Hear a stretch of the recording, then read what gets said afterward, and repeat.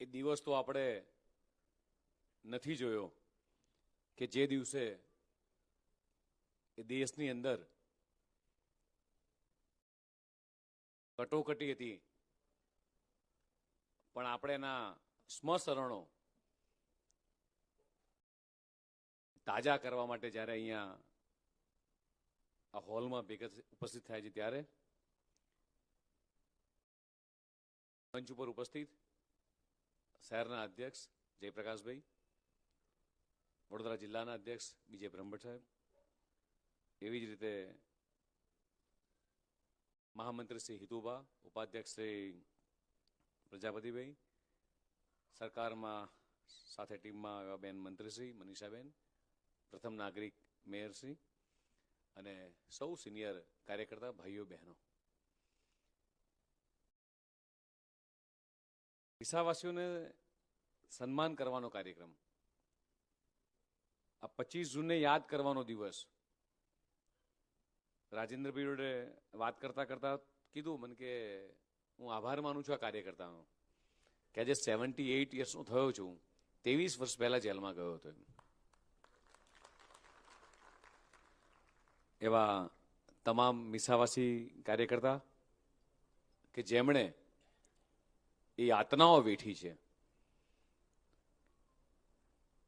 એવા રાજેન્દ્રભાઈ, જીતેન્દ્રભાઈ, ગિરધારીલાલજી, પરમાનંદજી, સુરેન્દ્રભાઈ, અતુલભાઈ, ઉત્સવભાઈ, અને આ લોકોનું પાછું જેમણે સન્માન કર્યું, જયાબેન હતા, લાખાવાલાજી હતા, એન કે પટેલ હતા, જીતુભાઈ હતા, રાજુભાઈ હતા, આ બધા જ સિનિયર કાર્યકર્તાઓ. મેં હમણાં જીતુભાઈના ઘરે બેઠા એટલે ભરતભાઈને બધાને કીધું ભરતભાઈ આ બધા જ લોકોની એક કાર્યકર્તાની જીવન સ્ટોરી એ બનવી જોઈએ કે દરેક જિલ્લામાં આ કાર્યકર્તા ક્યાંક ને ક્યાંક ઉંમરના કારણે થી લઈ સ્વાસ્થ્યના કારણે લઈને કદાચ એક્ટિવ ના રહ્યા હોય, પણ એમની સ્મરણો આપણી વચ્ચે છે. એ સ્મરણો યાદ કરવા માટે આ નવી પેઢી યાદ રાખે. સમગ્ર દેશ આ 25 જૂનને આ સંવિધાન હત્યા દિવસ તરીકે જ્યારે યાદ કરી રહ્યો છે, આજથી રાઈટ 51 વર્ષ પહેલા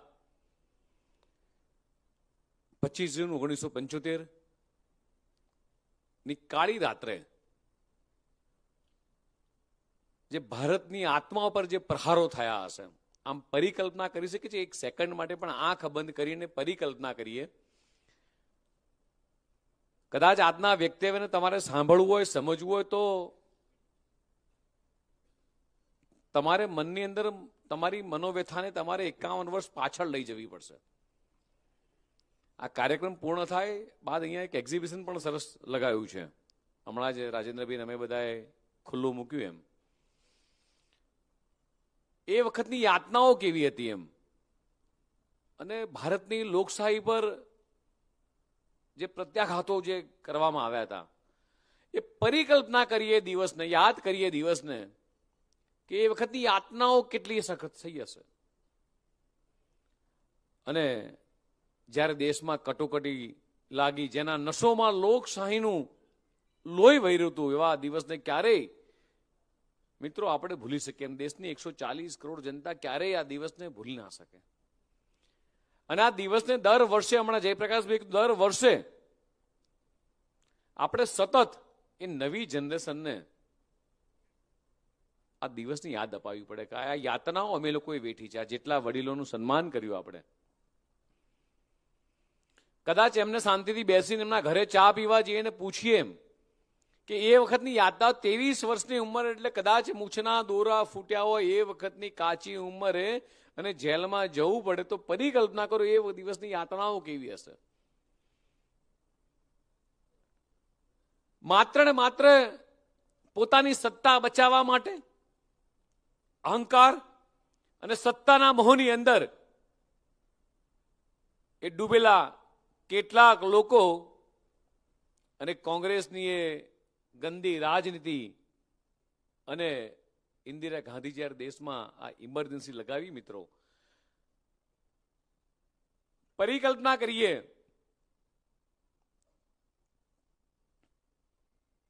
બંધારણની વાત કરતા એ લોકો, એમના મોઢે એ બંધારણ શબ્દ આજે ક્યારેય શોભતો નથી. આપણું બંધારણ બનાવવાની અંદર 2 વર્ષ 11 મહિના અને 18 દિવસ લાગ્યા હતા. 13 જેટલી વિવિધ સમિતિઓ રચાણી, 165 દિવસમાં અલગ અલગ 11 જેટલા સત્રો એ યોજાયા અને બંધારણની વિવિધ જોગવાઈઓ પર એ લાંબી ડિબેટો થઈ. તમને મને કદાચ આજે એવું લાગે છે કે બંધારણ તો એક સમિતિએ બનાવ્યું ને બંધારણ બની ગયું એમ, પણ 1100 કલાક અને 32 મિનિટ સુધી ચર્ચાઓ થઈ. 7 સભ્યોની આખી મુસદ્દા સમિતિએ એને અંતિમ સ્વરૂપ મિત્રો આપ્યું. વિશ્વની તમામ લોકશાહીના દેશોમાં બંધારણમાં સૌથી વધારે ચર્ચાઓ થઈ હોય, બલિદાન તપસ્યાથી બનેલું બંધારણ, તો મિત્રો એ આપણું ભારતનું આ બંધારણ છે. રસોડાના કેબિનેટના આદેશથી 1 મિનિટની અંદર એને આખું નકારી કાઢવામાં આવે, આનાથી મોટી મિત્રો એ દુઃખદ ઘટના કઈ હોઈ શકે? આ વિવાદની શરૂઆત ક્યાંથી થઈ? જ્યાં સુધી આપણે આ વિવાદને નહીં સમજીએ ત્યાં સુધી આપણને ખબર નહીં પડે કે આ વિવાદની શરૂઆત ક્યાંથી થઈ. 1971 ની અંદર લોકસભાની ચૂંટણીમાં ઇન્દિરા ગાંધી ઉત્તર પ્રદેશની રાયબરેલી બેઠક પરથી એ મોટા માર્જિનથી ચૂંટણી જીત્યા અને તેમની સામે સંયુક્ત સોશિયાલિસ્ટ પાર્ટીના નેતા રાજ નારાયણ એ ચૂંટણી લડી રહ્યા હતા અને ખૂબ મોટા માર્જિનથી એમની હાર થઈ. ચૂંટણીના પરિણામ બાદ રાજ નારાયણજીએ અલ્હાબાદ હાઈકોર્ટમાં એક કેસ દાખલ કર્યો અને આરોપ એ હતો ઇન્દિરા ગાંધી ઉપર કે એમણે સરકારની તમામ મશીનરીઓ આ ચૂંટણી જીતવા માટે એ કામે લગાડી, મતદારોને બેફામ પૈસા આપ્યા, લખલૂટ ખર્ચ કર્યો.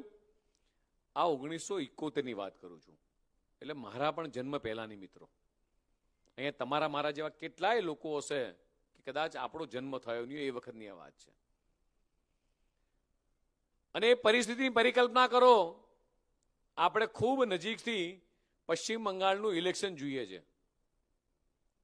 અને પશ્ચિમ બંગાળના ઇલેક્શનમાં આપણા કાર્યકર્તાઓ જે યાતનાઓ વેઠી અને ભારત માતાની જયઘોષ કરતા કરતા જ્યારે અહીંયા સુધી પહોંચ્યા ત્યારે જીતના દિવસે કેટલાય કાર્યકર્તા અને જેણે કાર્યકર્તાઓ બલિદાન આપ્યું, કાર્યકર્તાના આંખમાં આંસુ હતા, પરિવારના આંખમાં આંસુ હતા કે આ દિવસ જોવા માટે અમારા પરિવારે વર્ષોથી ઝંખના હતી.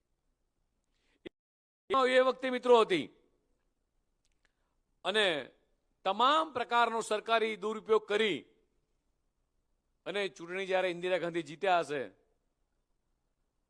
અને અલ્હાબાદ હાઈકોર્ટે જ્યારે ચુકાદો આપ્યો અને કરપ્ટ પાર્ટીને દોષી ઠેરાવ્યા અને ઇન્દિરા ગાંધી 1971 ની ચૂંટણીની ગેરકાયદેસર જાહેર કરી અને તેમનું સંસદ પદ એ વખતે જ્યારે રદ થયું, આ કહાનીનો આ ટર્નિંગ પોઈન્ટ મિત્રો આવે છે.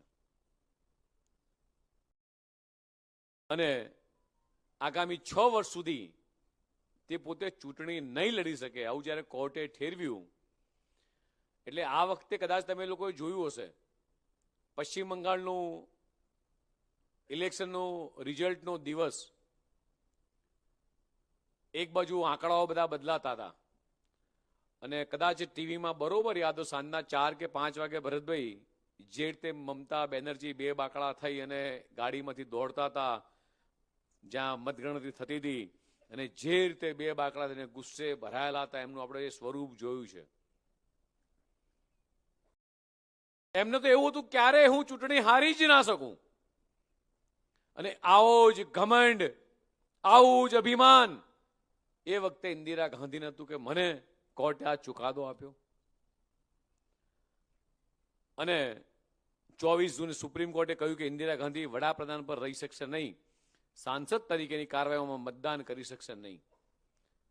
પરિકલ્પના કરો કે દેશના વડાપ્રધાનને આ પ્રકારનો જ્યારે હાઈકોર્ટ ચુકાદો આપે ત્યારે એક સેકન્ડ માટે પણ પરિકલ્પના કરી જો કે તમે કહું એ જગ્યાએ હોઈએ જ્યારે આપણને હાઈકોર્ટ આવું કે ત્યારે પગ નીચેથી ધોળા દિવસે જમીન સરકી જાય. ઇન્દિરા ગાંધીના પગના નીચેથી જમીન સરકી ગઈ મિત્રો. અને સુપ્રીમ કોર્ટના ચુકાદાના બીજા દિવસે એટલે 25 જૂને દિલ્હીના રામલીલા મેદાનમાં વિપક્ષી નેતા એ જયપ્રકાશ નારાયણે એક વિશાળ રેલી કરી. ઇન્દિરા ગાંધીના રાજીનામાની માંગ સાથે એ દેશવ્યાપી આંદોલનની એ જાહેરાત કરી. આપણે આ બધા જ ચિત્રો રિપીટેડ જોઈએ છીએ. જ્યારે અને આ ઘટના સાથે સરખાવતો નથી, ખાલી એક્ઝામ્પલ્સ આપું છું કે મમતા બેનર્જીએ ચૂંટણી હાર્યા પછી કીધું કે હું રાજીનામું નહીં આપું. એ ઘટનાને ખાલી યાદ કરો અને એ વખતની 1975ની ઘટનાને યાદ કરો. કેટલી બધી સિમિલર ઘટનાઓ છે.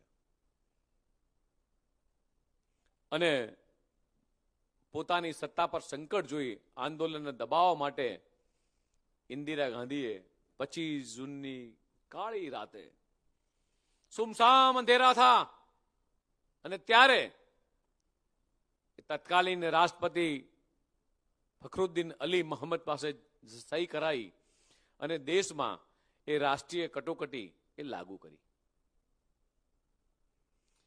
આપણા ફંડામેન્ટલ રાઇટ્સ તમામ પ્રકારના સસ્પેન્ડ કરી દેવામાં આવ્યા અને રાત્રે ઇમરજન્સી જ્યારે લગાવવામાં આવી અને કેબિનેટ બીજા દિવસે સવારે એ વહેલી સવારે કેબિનેટ બોલાવવામાં આવી. અને જુઓ તો ખરા કેટલી મોટી મજાક આ બંધારણ સાથે, આ દેશની જનતા સાથે ક્યારેય કલ્પના કરી શકીએ? અને જેનું આપણે હમણાં સાલ ઉઠાડીને સન્માન કર્યું, આખા દેશની અંદર 1 લાખ કરતા વધારે લોકોને એ મીસા અંતર્ગત, મીસાના એક્ટ અંતર્ગત એમને જેલમાં નાખી દીધા.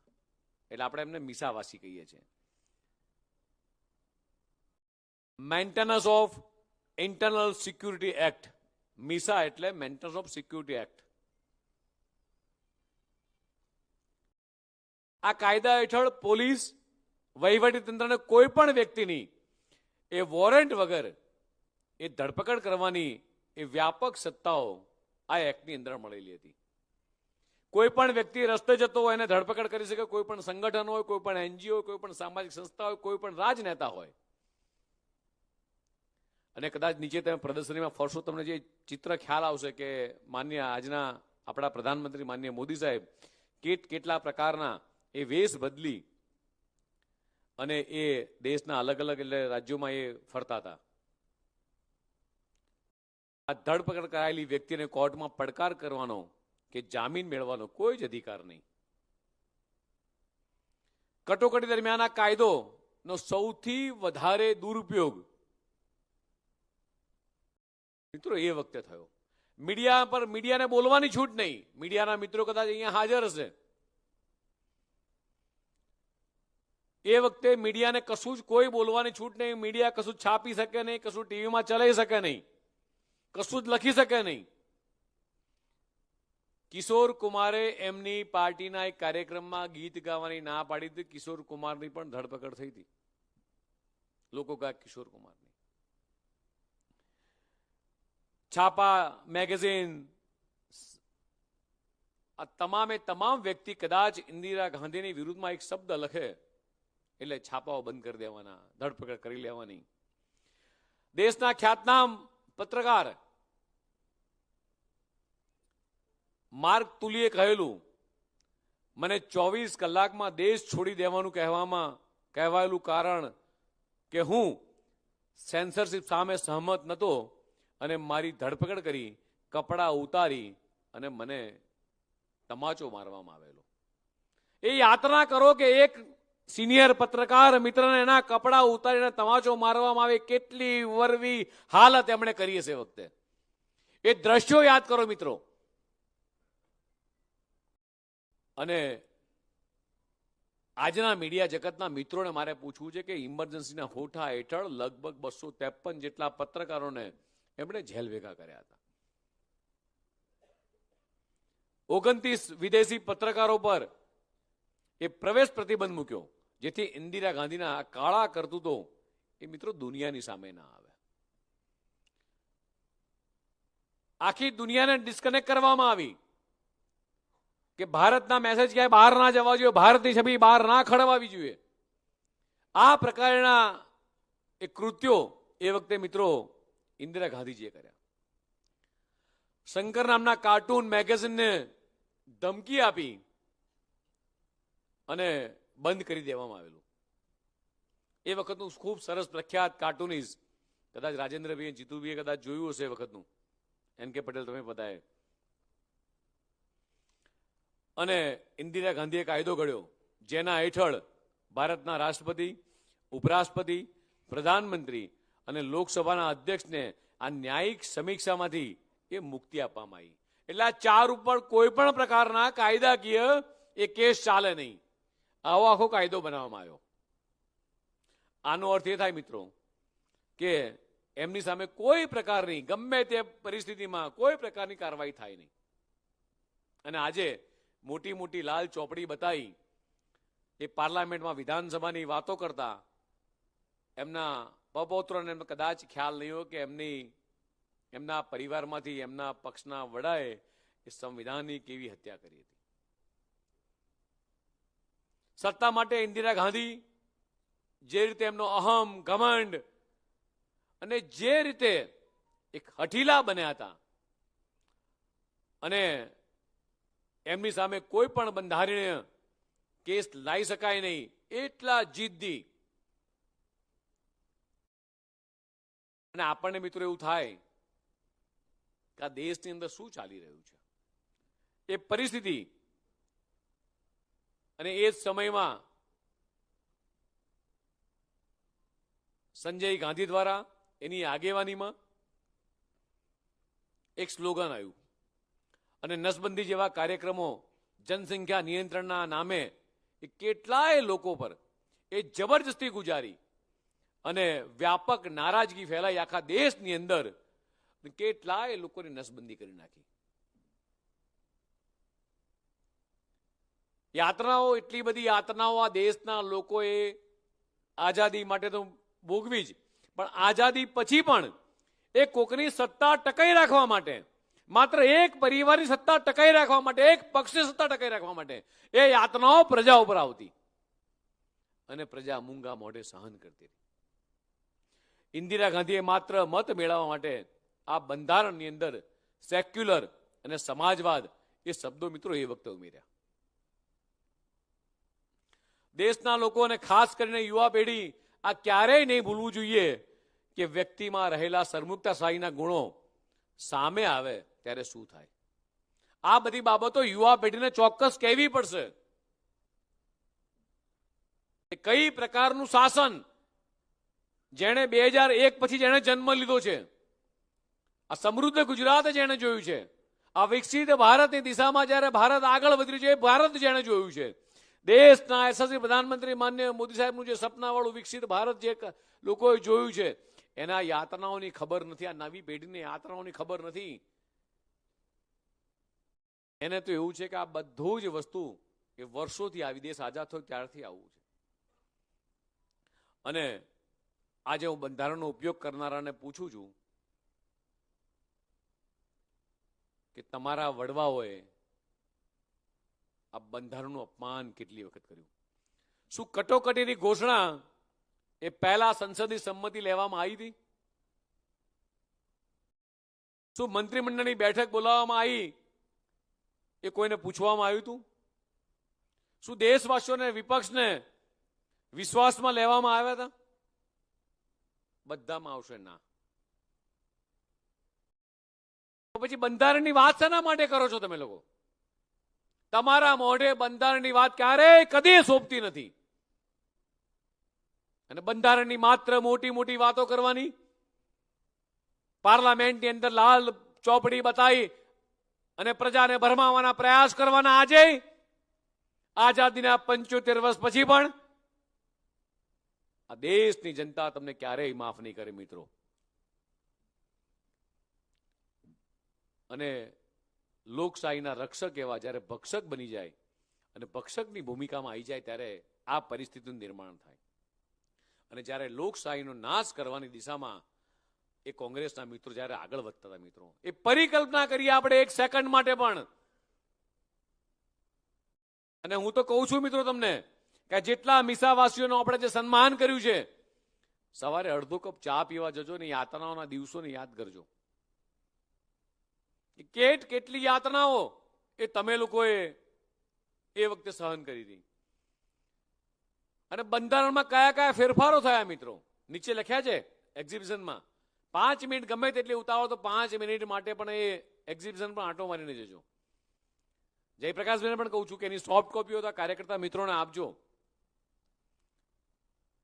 પ્રસ્તાવનામાં ફેરફાર કરવામાં આવ્યો, કલમ 14 બદલવામાં આવી, 7 અનુસૂચિત કલમ બદલવામાં આવી, 40 અલગ અલગ કાયદાઓમાં ફેરફાર કરવામાં આવ્યો, નવી કલમો ઉમેરવામાં આવી, નવા ખંડો દાખલ કરવામાં આવ્યા. 42માં બંધારણીય સુધારાએ એ બંધારણના મૂળભૂત માળખામાં પણ એ લોકોએ ફેરફાર કરી નાખ્યો. અને ન્યાયતંત્ર સખત નારાજ હતું, કારણ કે ન્યાયતંત્રમાં એ ન્યાય આપનારો તેને એ પોતાના માટે અનુકૂળ વાતાવરણ બનાવવાનો આ એકમાત્ર પ્રયાસ હતો કે ન્યાય પણ એવો થવો જોઈએ કે અમે શાસક છીએ અને અમે કહીએ એવો ન્યાય થવો જોઈએ. આ વિચારધારા એમની. અને એમને પોતાના અનુકૂળ એ મિત્રો કાયદા બનાવવાનું કામ એ કોંગ્રેસે એ વખતે કર્યું. અને કોંગ્રેસ પક્ષે એ બંધારણનો અનાદર, સતત અનાદર કર્યો. કોંગ્રેસ પક્ષના એક ખાસ પરિવારે આ બંધારણને નબળું પાડવામાં મિત્રો કોઈ કસર છોડી નથી. એક કસર નથી છોડી, માત્ર એકના એક પરિવારે. અને તમે એનું જોઈએ છે કે પરિવાર આજે ચાલતો આવે છે. દરેક તબક્કે આ પરિવારે બંધારણને સતત પડકાર્યો છે. બંધારણને નુકસાન કર્યું, સાથે સાથે દેશને નુકસાન કર્યું, દેશની લોકશાહીને નુકસાન કર્યું મિત્રો. આ દેશની જનતાને નુકસાન કર્યું, આપણી આખી સિસ્ટમને નુકસાન કર્યું. તો શું આનો જવાબ એ ક્યારેય આ દેશની જનતા નહીં માંગે? અન્ય રાજ્યોમાં તમે જાઓ ત્યારે તમને ખ્યાલ આવે પરિસ્થિતિનો. તમે ખૂબ સારા વાતાવરણમાં ગુજરાતમાં જીવી રહ્યા છો. અહીંયાથી કેટલાય કાર્યકર્તાઓ છે જે અન્ય રાજ્યોમાં જ્યારે ચૂંટણી માટે જાય ત્યારે ત્યાંના કાર્યકર્તાની પરિસ્થિતિ, વેદના જોઈ છે એમણે. તમે આ ગળામાં જે ખેસ પહેર્યો છે, ખેસ પહેરીને ફરી ના શકો એ પરિસ્થિતિ મિત્રો એ દેશના ઘણા રાજ્યોની અંદર છે. એ માત્ર ને માત્ર પાપ હોય તો કોંગ્રેસનું પાપ છે. અને બંધારણીય સુધારા માટે જાણે અમૃત અતૃપ્ત ભૂખ એમણે વિકસાવ્યું. વારંવાર રાજકીય એજન્ડાને સેટ કરવા સિવાય કોઈ જ કામ નહીં. માત્ર રાજકીય એજન્ડા સેટ કરવાના અને પોતાના અનુરૂપ બંધારણ બનાવવાનું કામ. લગભગ 6 દાયકામાં અત્યાર સુધી 75 વખત આ કોંગ્રેસી મિત્રો સુધારા કરવામાં આવ્યા છે. આ સેન્સરશિપને ગુજરાત વિધાનસભામાં પણ પડકારવામાં આવી. ગુજરાત વિધાનસભામાં ચોમાસુ સત્રની અંદર ખાડિયાના ધારાસભ્ય શ્રી અશોકભાઈ ભટ્ટ, રાજકોટના ધારાસભ્ય શ્રી અરવિંદભાઈ મણિયાર પ્રી સેન્સરશિપના આદેશ દ્વારા વિશેષ અધિકાર ભંગ અંગેની એક દરખાસ્ત ગૃહમાં રજૂ કરવામાં આવી. અને ગૃહના અધ્યક્ષશ્રીએ વિશદ છણાવટ કરતા સ્પષ્ટ રીતે જણાવ્યું કે ગૃહમાંથી કાર્યવાહીના અહેવાલો ખોટા, વિકૃત, અધૂરા અથવા નુકસાન કરતા હોય તેવો અહેવાલ ગૃહના તિરસ્કર સમાન જ એ ગણાય તેવી જ રીતે ગૃહના કોઈ પણ સભ્યને આ ભાષણને દબાવી દેવામાં અને આ ગૃહનો તિરસ્કાર ગણાય. તમારા જ દેશમાં, તમારા જ રાજ્યમાં, તમારી જ વિધાનસભામાં તમને બોલવાનો કોઈ જ અધિકાર નહીં. અને વિપક્ષી નેતાઓની જે ધરપકડ થઈ મિત્રો, જયપ્રકાશ નારાયણ, અટલ બિહારી વાજપેયી, લાલકૃષ્ણ અડવાણીજી, મોરારજી દેસાઈ, જ્યોર્જ ફર્નાન્ડીઝ અને જેવા વિપક્ષી નેતાઓ મિત્રો એ જેલમાં ધકેલી દેવામાં આવ્યા.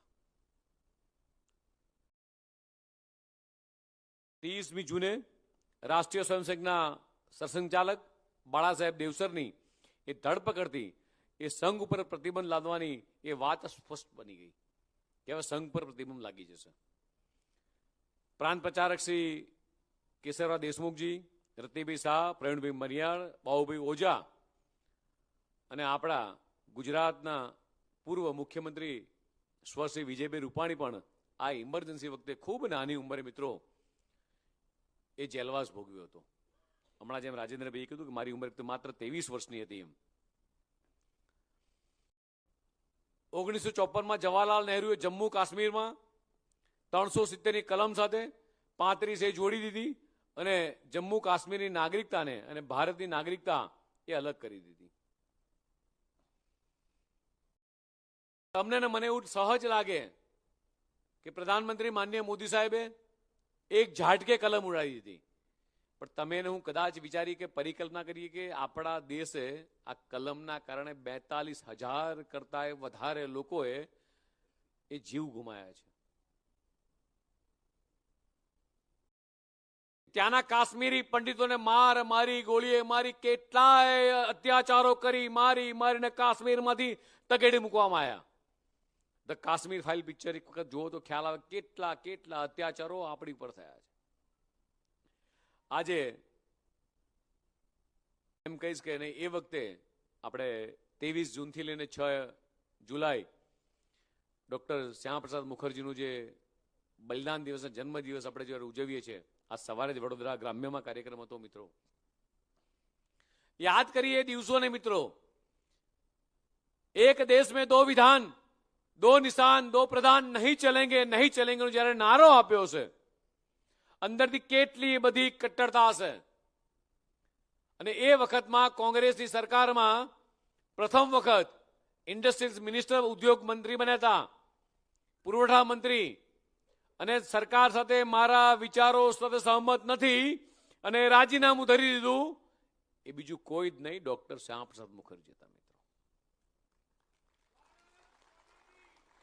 અને એટલા માટે કે જે રીતે એમની નીતિ બદલાતી હતી, એમની જે પદ્ધતિ હતી કામ કરવાની, અને કોંગ્રેસને કાશ્મીરને જે ભારતથી અલગ કરવાની જે વિચાર નીતિ હતી, એનાથી ડોક્ટર શ્યામપ્રસાદ મુખર્જી એ સહમત નહોતા મિત્રો. અને એ વખતની યાતનાઓ, અને એમણે એલાન કર્યું એ વખતે તમારે કાશ્મીરમાં જવું, તમારે પાસપોર્ટ જોઈએ, પરમિટ લેવી પડે, પરમિટ વગર તમે કાશ્મીરમાં જઈ શકો નહીં. અને એમણે પોતે ટ્રેનમાં યાત્રા શરૂ કરી. અહીંથી પંજાબ ગયા, દિલ્હીથી પંજાબ પહોંચ્યા, અને પંજાબ જ્યારે પહોંચ્યા એટલે કે એમની ધરપકડ કરવામાં આવશે. ત્યાં જ સ્ટ્રેટેજી બદલાણી કે એમને કાશ્મીર સુધી જવા દો. એ વખત આપણા સંજાલજીએ મેસેજ આપ્યા કે શ્યામપ્રસાદજી તમે કાશ્મીર જશો નહીં. પણ એ મેસેજ પહોંચે પહેલા તો કાશ્મીર જવા, જમ્મુ જવા રવાના થઈ ગયા હતા. અને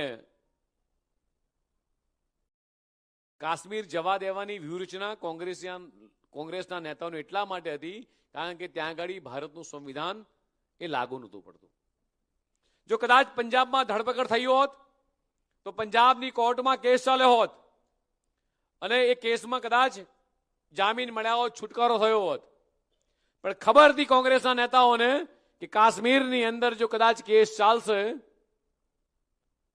તો ત્યાં આપણે એમનું ચાલવા નહીં દઈએ. અને જેવા જ કાશ્મીરમાં ગયા, પગ મૂક્યો અને ત્યાં જ ધરપકડ થઈ. એક દૂર અવાવરું જગ્યાએ એક નાની ઝોપડીની અંદર એમને કેદ કરવામાં આવ્યા. ફરી કલ્પના કરો કે જે પરિવારનો, સુખી સંપન્ન પરિવારનો દીકરો, એના ફાધર એ વખતે બેરિસ્ટર કલકત્તાની અંદર, એ પોતે લંડનમાં બેરિસ્ટર ભણ્યા, વકીલ થયા, દેશમાં ઉદ્યોગ મંત્રી બન્યા, અને એ વ્યક્તિને જ્યારે જેલમાં જવું પડે, યાતનાઓ કલ્પના કરી શકીએ છીએ આપણે?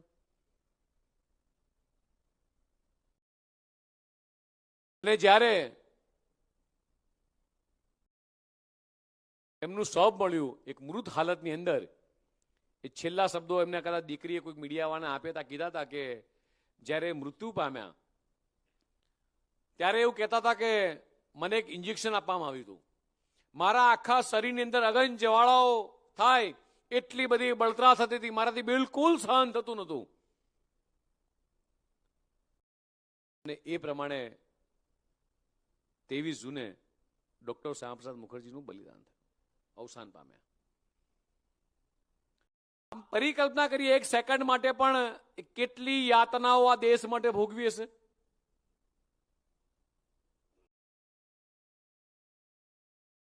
અત્યારે 125 વર્ષની એમની જન્મજયંતિ આપણે પશ્ચિમ બંગાળમાં ઉજવી રહ્યા છીએ, અને જ્યાં જ્યાં ગયા એવા અલગ અલગ રાજ્યોમાં પણ 125 ફૂટ હાઇટની ડોક્ટર શ્યામપ્રસાદ મુખર્જીની સ્ટેચ્યુ પણ ત્યાં પશ્ચિમ બંગાળમાં, જેમનું સપનું હતું.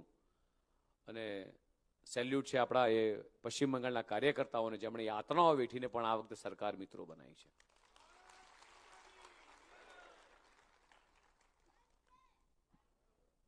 ડોક્ટર મુખર્જી અને નહેરુની આ વોટ બેંક ને તૃષ્ટિકરણની રાજનીતિને દેશ હિત માટે, આ હિન્દુ હિતની રક્ષા માટે જ્યારે અવાજ ઉઠાવ્યો, અને મિત્રો 5 ઓગસ્ટ 2019નો ઐતિહાસિક દિવસ, અહીંયા જેટલા પણ કાર્યકર્તાઓ આ દિવસને પોતાની ડાયરીમાં લખી રાખે, પોતાના ઘરે ફ્રેમની અંદર મઢાઈ નાખે કે એક ઐતિહાસિક દિવસ આ ભારતીય જનતા પાર્ટીની કેન્દ્રની એનડીએની સરકારે એ જ્યારે કાયદો 370ની કલમ દૂર કરી, ત્યારે હું ભારતીય જનતા પાર્ટીનો કાર્યકર્તા છું એવું તમને કહેવાનો, અને તમારા આવનારી પેઢીને મિત્રો ગર્વ થશે.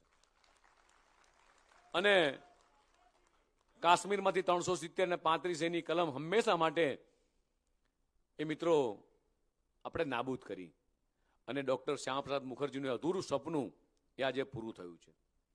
અને આજે આપણે સૌ ગર્વથી કહીએ છીએ મિત્રો, जहां हुए बलिदान मुखर्जी, सारा का सारा. આ સ્લોગન મિત્રો આપણે ગર્વથી છાતી ખોલીને કહીએ છીએ. અને લાલ ચોક થી લઈ લદ્દાખ સુધી માત્ર આપણો ગૌરવશાળી તિરંગો એ લહેરાઈ રહ્યો છે. હમણાં કેટલાય કાર્યકર્તાના વિડીયો આવે સોશિયલ મીડિયા પર, ફેસબુક ઉપર, કાશ્મીર ફરવા જાય એટલે લાલ ચોક ઉપર અચૂક જાય અને તિરંગો ફેરકાતો એનો પોતાનો વિડીયો બતાવે, અને ત્યાં આગળ વિડીયો પોસ્ટ કરે કે હું એ જ કાશ્મીરમાં છું જે કાશ્મીર વર્ષો પહેલા ગુલામ હતું, અને આઝાદ કાશ્મીરની અંદર જ હું ફરી રહ્યો છું. જયારે 370ની કલમ હટાવવાની વાત થઈ ત્યારે કોંગ્રેસના નેતાઓ શું કહેતા હતા? 370 को हाथ लगाओगे खून की नदियां बहेगी. અને એ જ દિવસે સાંજે અજીત દોવાલે ત્યાં ચાની કીટલી પર ચા પીધી હતી.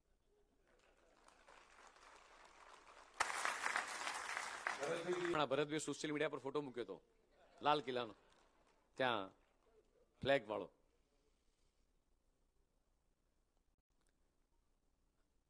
મોદીજી અને કટોકટી મિત્રો, નવનિર્માણ આંદોલન હોય, કટોકટી વિરુદ્ધની ભૂગર્ભ ચળવળ હોય, કે પ્રશ્ન સામાજિક ન્યાયનો હોય, કે કિસાનોનો અધિકારનો હોય, માન્ય મોદીજીનું સંઘર્ષમય વ્યક્તિત્વ હંમેશા એ મિત્રો મોખરે રહ્યું છે. આજે 140 કરોડ ભારતીયોને ગર્વ થાય કે આખા વિશ્વમાં આપણે છાતી કાઢીને કહી શકીએ છીએ કે અમે ભારતીય છીએ. મિત્રો આ સન્માન અપાવવાનું કામ કર્યું હોય તો મિત્રો દેશના યશસ્વી પ્રધાનમંત્રી માન્ય મોદી સાહેબે કર્યું. ભારતમાં કટોકટી લાદવામાં આવી ત્યારે માન્ય મોદી સાહેબની ઉંમર માત્ર 25 વર્ષની હતી. નીચેના તમને એક્ઝિબિશનમાં ફોટામાં જોવા મળશે. અને એમની આયોજન અને સંગઠનની શક્તિને પરિચિત એ સંઘે કોટી દરમિયાન, આ કટોકટી દરમિયાન એ ભૂગર્ભ ચળવળને વેગ આપવા એ પ્રાંતના સંગઠન તરીકે એ નરેન્દ્ર મોદીજીને મિત્રો એ વખતે જવાબદારી સોંપવામાં આવી હતી. મોદીજી પર ધરપકડનું વોરંટ હતું. જો કે પોલીસ એમને શોધતી રહી, પણ કટોકટી હટી નહીં ત્યાં સુધી એ પકડાયા નતા. અલગ અલગ વેશભૂષા કરી એને સતત ક્યાંક ને ક્યાંક ફરતા રહેતા હતા.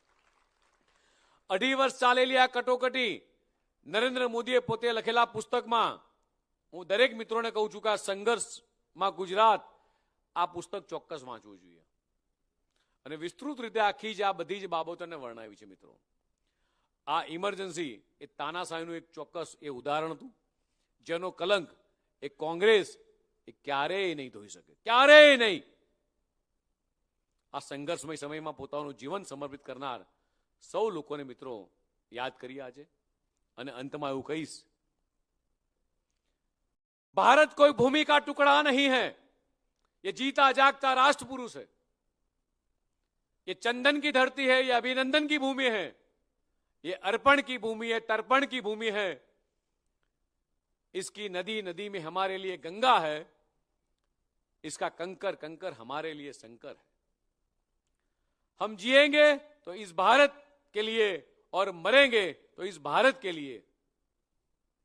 और मरने के बाद भी गंगा जल में बहती हुई हमारी अस्थियों को कोई कान लगाकर सुनेगा तो एक ही आवाज आएगी, भारत माता की, भारत माता की.